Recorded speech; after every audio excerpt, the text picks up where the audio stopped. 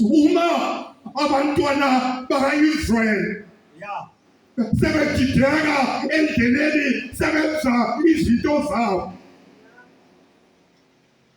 bayalahlekelana noNkulunkulu umnikazi wezinto zonke, bahamba izindlela zabo bakhohlwa indlela uNkulunkulu ababekele yona. Kufika isikhathi sokuba uNkulunkulu abayekele ezitheni, kanti ngoba umntwana uma engasenzi kahle, engasahambi ngendlela, uyamyeka.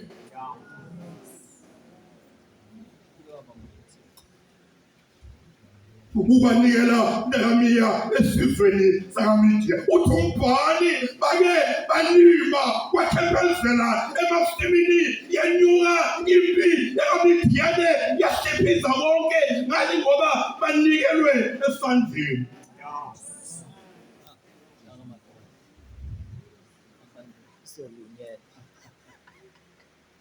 Uke waba muhle uJehova. Yebo. Uke waba muhle uJehova. Jehova.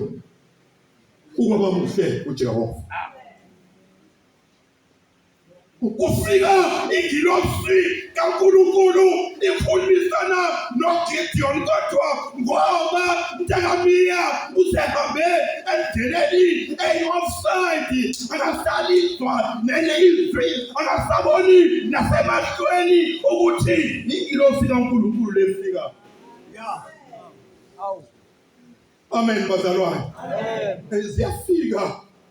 Ziyafika ikhathi efana nalezi njeni wakamgombozi okuyothi noma uNkulunkulu esefika ningamuswa, ngani ngoba amehleni ayobe efokase ebhokisini. Amen bazalwane. Uyangabaza Nehemiya mathiwa hayi sindisa uIsrayeli, uthi Nkosi ngizokwenza kanjani ngoba usinikele naseyitheni sithunjiwe, asakwazi kwenza lutho, wedeni wasekhaya ngizohamba ngalamandla ugogo washiye mina.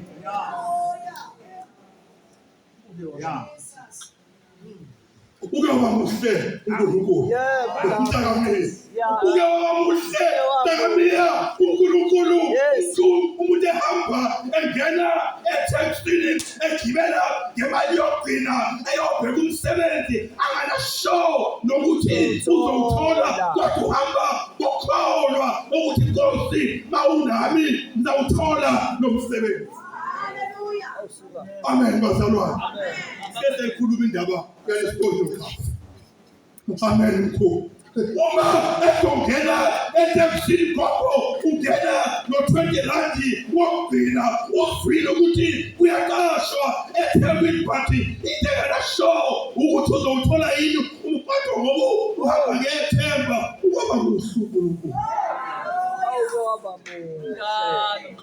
Uba uNkulunkulu ngoba unamandla. Ishumayeli uNkulunkulu awabeke abantu esihamba endleleni bese siyawaliba.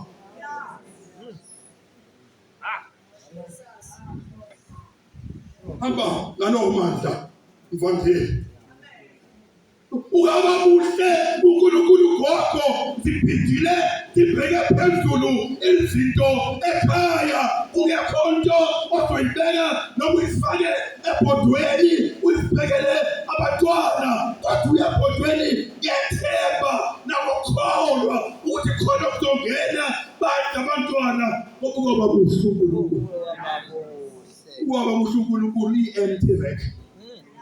Hayibo ukhona nalo ayaniso subile. Alright. Osubheka phezulu.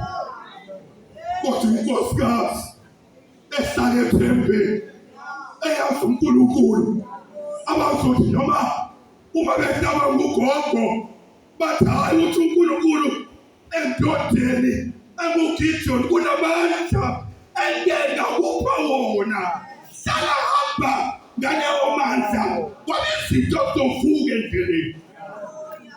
Amen bazalwane. Amen bazalwane. Ngoba ngidinga ukuthi bese siyahlala Nkosi. sihlale kuyena, sihlale sinotho, sihlale singenani, sihlale izinto zivuma, sihlale izinto singavumi, sihlale izinto abantu bezibhika, sihlale noma bezivuma, sihlale noma silambile, sihlale noma somile, ngoba kuyaba muhle uNkulunkulu, kwaba mvumayo, kwaba muhle uNkulunkulu, kwaba mvumayo. Kusho njalo bantwana basekhaya, kusho njalo Mtakamiya yasukuma indoda yathi ngikhombise ukuthi uma kuwena yiphi isayini engizoyibona.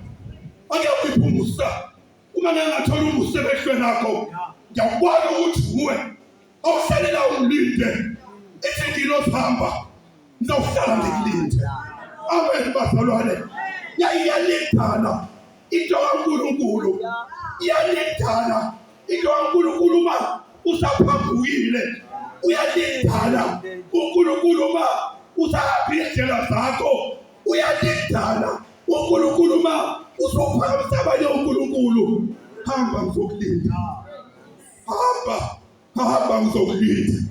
Amen bazalwane, uyahamba yahamba indoda njengagatsheni lungisa amaqebele engwala nenyama, ibuya ikubeka phambi komkhilosi, uthi wabhala kahle, iphakamisa intonga ephethe uMtakamiya, ibhekisa kudleni phakamile ngabe ukuba ngempela angiyona ikhilosi yokudlala ngeka uNkulunkulu. Wathi Nkosi uzosibona ngisile, ngempela manje azobuya, ngempela manje azoba khona. Kuzoba njalo into basekhaya, kuzoba njalo bantwana bakaMgobhozi. Engathi ngiyanizwa uma izinto babumsimela sephithana, kube khona oyedwa ozolavuma umhlabeleli owafuna ugogo ebheka endaweni yakhe, singamuzwelana ukuthi uthini emonyoka amazwi, kanti yena uyezwa uthi umemezunga ngonwayo eyivumela phansi athi